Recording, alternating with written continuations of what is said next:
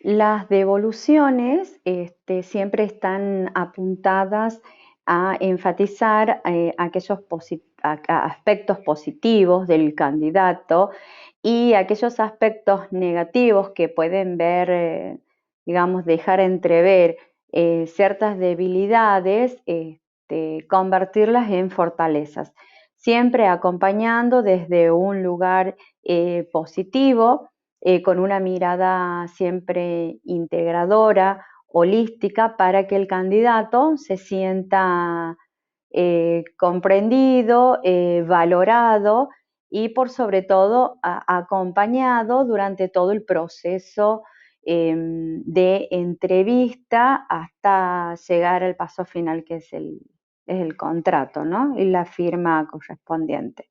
Es decir, hacerlo sentir siempre especial, haciendo hincapié en las soft skills, que son muy importantes también, ¿no?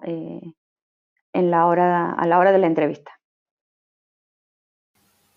Bueno, cuando le doy un feedback al candidato, ya sea bueno o malo, siempre trato de ser lo más empática posible y bueno, si es un feedback bueno, eh, obviamente que está buenísimo, y cuando el feedback no es positivo, o sea que el candidato no sigue en el proceso, le digo, digamos, cuáles fueron sus fortalezas, porque siempre tenemos no solamente debilidades, sino fortalezas y debilidades en el feedback. Entonces lo que trato es de acercarle, ¿no?, de una manera empática en qué es lo que le faltó para poder seguir en dicho proceso, que considero que es algo muy importante para el candidato, para él poder avanzar y poder aprender, digamos, de este feedback que yo le estoy dando, ¿no? En general, para dar la devolución a un candidato me tomo un buen tiempo. Primero en analizar qué información tengo que darle y segundo en analizar qué perfil tiene la persona con quien voy a interactuar. Y en base a eso acomodo mi discurso. No es lo mismo o no es la misma información la que incluyo al dar una devolución a un junior que a un senior. Desde ese lugar me baso para ver qué información verdaderamente está en condiciones de recibir la persona que va a recibir una devolución. ¿Cómo doy devoluciones? Yo siempre digo la verdad de lo que me dice el cliente, porque muchas veces, pero siempre de la forma más cálida posible. Muchas veces me ha pasado de no saber el inglés, y eso ellos ya lo saben. Entonces, tratar de dar un mensaje, digamos, cálido, no decir, che, no pasaste la prueba técnica, saludos. No, así no. O sea, tratar de dar un mensaje, decir la verdad siempre, pero con un cálido mensaje, digamos. Al momento de dar devoluciones, siempre me parece que es importante pensar en qué aspectos pueden servirle al candidato o candidata para crecer, para mejorar, para futuras búsquedas o para esta misma. Suelo incluir todo eso que pueda servirle para crecer.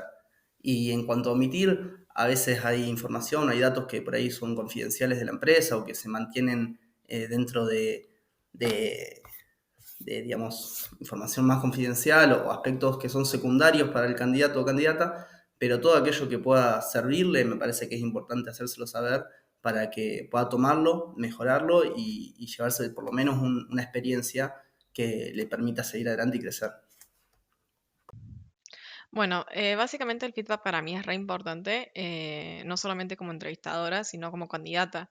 Yo muchas veces he tenido que tomar procesos de selección y me parece que no te den feedback es una de las cosas más feas que te pueden hacer. Entonces, siempre trato de que todos los candidatos se vayan con feedback y con un feedback verdaderamente honesto y que les sirva a ellos para su futuro y otras entrevistas. Entonces, lo que hago es básicamente explicar al principio de la entrevista qué criterios voy a estar usando para evaluarlos. Por ejemplo, nivel de inglés, adecuación con el perfil del puesto, experiencia, educación, etcétera. Qué cosas voy a estar evaluando y al final uso esos mismos parámetros para poder darle feedback y decirle finalmente cómo vamos a avanzar. Entonces, cuando vos le das toda esta transparencia e información al candidato desde el momento uno, no hay nada que no esperen y nada los toma por sorpresa.